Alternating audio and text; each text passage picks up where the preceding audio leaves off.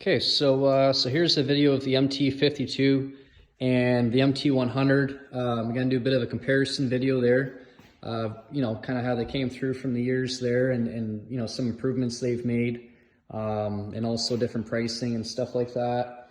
And kind of, if you're just starting to get into these little mini machines there, kind of like how I was sort of getting into this one here when I was first starting out. Kind of the different thoughts maybe going through your head there, I guess, or like I said, as far as whether thinking maybe you should finance or start off in a smaller machine and kind of work your way up. I would kind of recommend going with if you could find a good enough deal on an older machine there, get started in that and sort of work your way up there through jobs and kind of see how much you actually use it there, and see if you can kind of justify even going to an MT85. But I originally purchased this machine back in 2017, I believe, 2017 or 2018. I got it for $9,700, which is a smoking deal. And like I said, it's really the only things I've kind of failed on this machine, which is just maintenance items anyways. But these bushings down here, you got to keep them very well greased up, because like I say, if you don't keep them greased up, then they tend to wear out and the rollers get all worn out and really sloppy. It's got new tracks on it. Had an issue with the glow plug wire. That broke off on me, but that's the same thing. That's no big deal at all. And like I said, this is pretty much all original, just, fuel filter, air filters, engine oil. The machine has roughly, this one's got about 2,121 hours. I got it when I had about 1,540. And like I said, it's really an awesome machine. I would really love to keep it, but like I said, the nice thing with the MT100, well, we kind of won't get into this guy here just yet there, but the biggest reason is just, it's a lot of, you'd end up doing a lot of footsteps with the 52. It depends. Like I said, if you're doing a lot of work every single day, 10, 12 hours a day there, the foot thing on the back there, like I said, the foot stand on the back, definitely, I'm sure it'll be a big difference. And also, like I said, the big thing too is the lifting capacity. Many of times I've had this machine a few times it's kind of teeter-tottered and sort of tipped over. Like I say, kind of just slowly just let the controls back down and it will correct itself. But yeah,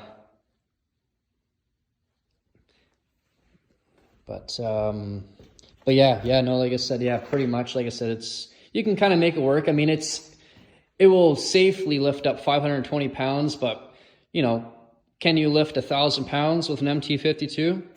Definitely, for sure you can. Even if you get 1,200 pounds, but, I'd recommend having a couple of guys, it's kind of redneck there, but have a couple of guys hold onto the back here just as sort of counterweights. But I've easily lifted up, 1,000 pounds, and you can only take it a few inches off the ground, but still, easily 700 pounds, 800 pounds, it will lift it up. It's just, like I said, the machine has the power for it. It's just the weighting of it there. Like I said, it gets really, really tippy, and it tends to want to lean forward on it there. But yeah, like the first big difference I noticed is the frame there. The frame on this one here. Well, let's get the micrometer out, and I'm actually kind of curious myself to see how thick the new frame is from the MT100 to the, bear with me a second here. Kind of just doing this on my iPhone here and with the old tri-stand there in the four-wheeler, but so we're working with what we got here with the filming department. But yeah, no, so this, I believe, let's say this looks like,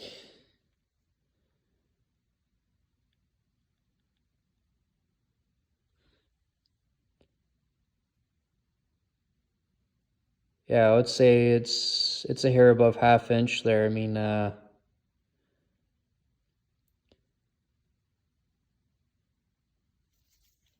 To be honest, I don't really know. I wish I had a tape measure handy, but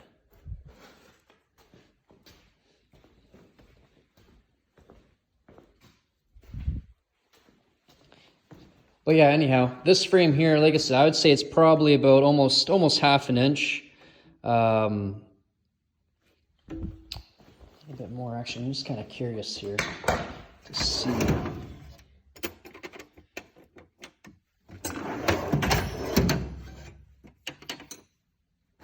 Actually, never mind.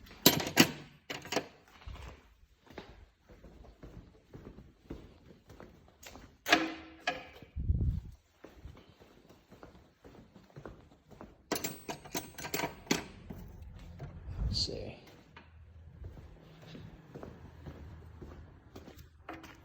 Yep. Yeah, so this frame here, I would say, yeah, so this frame is, so on the Bobcat MT52, another big difference is the framing there of it. So, yeah, like I said, this frame here, so this is about a 1/4 inch. This is about a 1/4 inch. I would say, I mean, all through here, like this main structure support of it there is same thing, about a 1/4 inch on there. But like I said, these arms here, these are all 1/4 inch, and on the new one here, it's almost, I don't know, I want to say almost half an inch, 3/4 of an inch. I mean, here, let's see. I'm gonna guess and say half inch.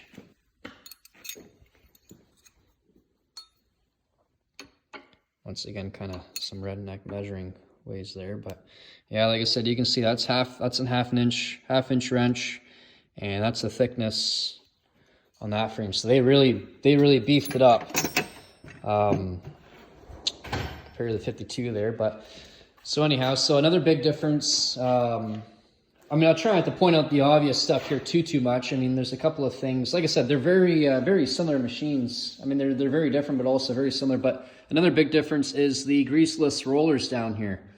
That's also a very cool selling feature there. I mean, I don't have to get in there with the grease gun anymore. I mean, is that good or bad? I mean, how much grease is there actually in there, and how long is it going to last for? I mean, only time will tell, really, for that. But still, I still think that's a way better of design than these older style rollers there. Because like I said, the bushings in these things always seem to go out, and the grease seals, if you pump them too full of grease, then the grease seals pop out, and like I said, dirt gets in there and all that. But I'm assuming those probably aren't going to be the cheapest thing in the world to replace out of those rollers there. They're probably going to be pretty pricey. I think these were about, I want to say these are about $300 each per assembly. But anyhow, other than that, like I said, they're both the exact same dimension there. Yep, 35.6. So that's really cool that they're able to keep them both the exact same width, and just like I said, this one's a lot taller. But yeah, it's got the footstep in here. I mean, like I said, yeah, the ergonomics of this machine are, I mean, like I said, they're quite a bit different. I mean, like I said, once you get up in there, you're inside, you're standing inside the machine there, and like I said, you got the pads, and the controls are also quite drastically different. But like I said, the hydraulics, like if you take a look at the hydraulics up in here, you got the battery same spot, filters in the same spot, and then getting in the engine too much there just yet, but yeah, hydraulics are all in the same spot. And like I said, I never really had an issue with even hydraulic lines blowing out on this thing. I never had, the only oil leak I had was the oil drain tube that rubbed a hole on me there, but that was pretty easy to replace. It wasn't anything too crazy. But I believe this was the 21 horsepower, this is a Kubota 3-cylinder diesel there. And yeah, these are awesome engines. I love these little Kubota 3-cylinders. They're super reliable and extremely good on fuel. You can probably run about the whole day. Well, I'm not sure about the 100. I'm assuming it's the same as the 52, but the 52, I mean, I can run all day on, you know, $10, basically $1 an hour on fuel, $1 an hour, which is pretty good, really good. And these guys here, I believe, are, I want to say they're about 25 horsepower. So they're they're tuned up a little bit more. I mean, they look extremely similar, but yeah, they are tuned up for a few more horsepowers there. But yeah, no, like I said, the serpentine belt there, the alternator, oil filter, everything is all in the exact same location. These machines are definitely not, they don't cram full of unnecessary stuff or have too much going on in there. Like I said, there's tons of room to do adjustments in there. And, you know, if you gotta replace a hydraulic line, or heck, even if you gotta pull out some stuff, like fuse panels in there, I believe, where you got all your relays and fuses. But the hydraulic line goes, like I said, it's super easy access. I know on the full-size skid steers, they can be sometimes a bit of a bear to kind of get in there, especially some of the lower ones where the belly pan is. But yeah, like I said, it's an extremely simple built machine. Like I said, there really isn't too much going on in it. Like I said, it's pretty heavy duty. Like I said, it's really beefed up. Even the gauges, like I know different models, they have like the Vermeers and stuff like that, and the Ditch Witch, some of them have like the electronic throttle, and they'll have like a digital display there. I mean, this is, like I said, this is all just old school gauges there. Like I said, just, you know, nice and reliable. And heck, even if one of these gauges goes out, like I said, they're not, it's not the end of the world. They're not too expensive. And like I said, they're the exact same as the 52. And a lot of the parts they look like they'd interchange as well too. Like they didn't really change up too many of the parts. That's nice. Wide range of parts are available, I'm sure, for each of these machines. Same thing, fuel tank size, radiator, all that. Like I said, it all looks to be very similar in that guy there. Another big thing, I would say, another very big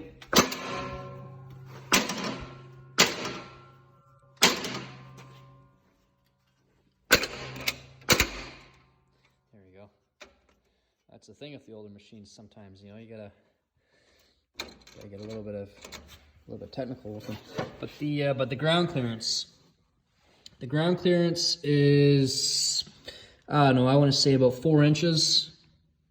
I mean, it's enough. I mean, there's my hand there. Like it's pretty low. Like I ain't gonna lie. Sometimes, quite often, if you're in a very muddy area, you'll notice that the tracks will dig down and the machine will bottom out and almost kind of get itself stuck, but then you just use the bucket and you kind of tilt your way out of there. And I noticed on this machine, you got way more, it's sitting up way higher. Like you can see right through to the other side there. Like it's pretty crazy. Like there's my hand there. That's how much more ground clearance you got. You got like, wow, I want to see you almost got like a foot long sub in there, like a 12 inch gap. Like I said, once again, come through here, I would say you got like a chicken finger in there, not even chicken finger, like a chicken nugget. Like I said, your hand can barely fit in there, but yeah, let's see, you got probably about 5 inches, so it's one thing there. What else? So yeah, so the platform is different. So you got the stand-on platform, you got the greaseless rollers, you got about 5 horsepower more. What else? Oh yeah, you got the different controls, twice the lifting capacity. You get the thicker frame. But also, like I said, I mean, if you're using the machine a lot, I mean, definitely it's not the cheapest thing in the world, but like I said, if you're using it a lot, then like I said, it really makes it worth its while. But like I said, I mean, there's a lot of positives to this machine. I mean, like I said, this is still an extremely very good machine. Really good for, you know, doing light work, like if you got to do mulching, or I mean, heck, I've picked up concrete slabs with this thing, no problem, with the forks on there, and like I said, that picks it up like nothing. You just gotta cut them up in smaller sections there. But yeah, for dirt work, mulch work, gravel, I actually dug out the foundation for like the concrete pad for the shop here with this machine, like 3 feet deep, and I use it all over the house. And like I said, this machine just, like I said, it just comes in so handy. But like I said, this machine here new, at least where I'm at, like I said, rough pricing. I mean, rough pricing, keep in mind, I mean, it might not be the exact to your area there or dealer, but this machine here is about 37 grand roughly before taxes, and this machine here was about $9,700 before taxes here. Now with COVID and all that stuff, the used machines have definitely spiked up a few $1,000s there. I mean, the inventory is a lot lower too, because they're selling so many of these things. Like I said, they're going out the door, they're having a hard time keeping them in stock, but which is also making these things go up in price, because there's not very many for sale. I think there's like probably 5, I want to say, for sale right now in Ontario on Kijiji, and maybe like 3 on Facebook Marketplace there. So there really isn't too many Bobcats for sale. And if there is, there's guys asking like 25 grand, 26 grand. I mean, sure, they might have like 1,400 hours, but I guess I wouldn't say, like I said, me personally, would I buy this machine for 10 grand, 11 grand, 13? I mean, even I would cap it off at about 15 grand. Anything more than 15 grand, you're going to be getting into more nicer territory. Like, you're getting in better territory. For about 24 grand, you can get about an MT85. Cheapest I ever seen was a 23 grand, at least here in Canada. But 23 grand, like I said, I wouldn't pay more than, 14, 15 grand for a machine like that. I mean, maybe if I had really low hours, okay, 16, 17, but like I said, once you start breaking 20s, I would stick with the 85s. And then same thing, if you're paying, I don't know, me personally, like I said, if you're going 30 grand for an 85, like I said, depends on how many hours again. I mean, it's got to be super low hours if you're going to be going 30 grand into an 85, because like I said, for an extra, some dealers will even give you a little bit of a discount. I mean, I don't want to say exactly, because like I said, sometimes, some dealers don't do that and some dealers do. And I don't want to say certain names because, well, who knows, maybe they're watching or something. And yeah, I don't want to, like I said, each dealer is pretty good. Each dealer kind of hooks you up there, sort of thing. Like I said, whether sometimes they might give you like a bucket on a good deal or forks or something, or like I said, they take care of you. But yeah, anything above 30 grand, I would really consider the MT100, even just going new. Like I weighed out the options.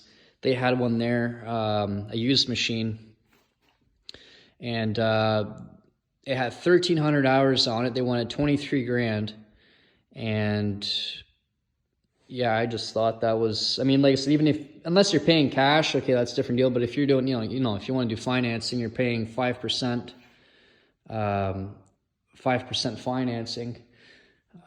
Yeah. So I wish I could turn this thing around so you guys could see me talking there, but for some reason, my phone won't let me turn this video around. So.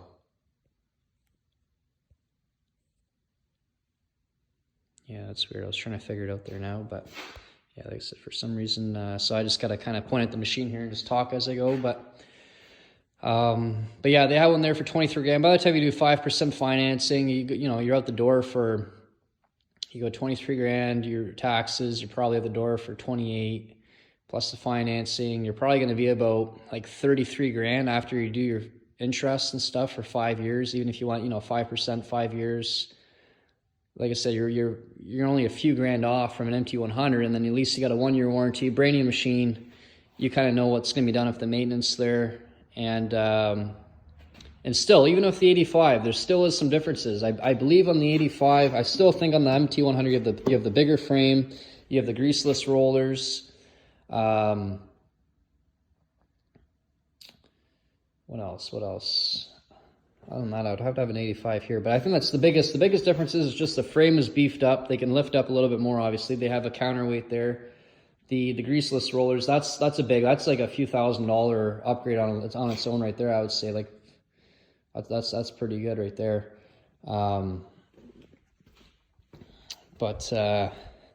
yeah, I don't want to ramble on for too long there, but yeah, no, I mean this machine here. I mean, I'll let you guys know kind of what my review is here after 100 hours. But I think this machine will be pretty sweet. Like I said, I mean, it's just saving the footsteps alone, like not having to walk behind the machine, like do 30,000 footsteps behind the 52 in a day. You know, just having to stand on that alone will be a lot nicer. Like, you know, you got a job coming up the next day. Okay, I got to do whatever, 20 ton of dirt. You're like, oh boy, here we go. You got to do 20 ton of dirt, walking behind the machine, going through a tight access backyard. But when you're on this, you can put your headphones on. It's pretty fun. It's kind of like riding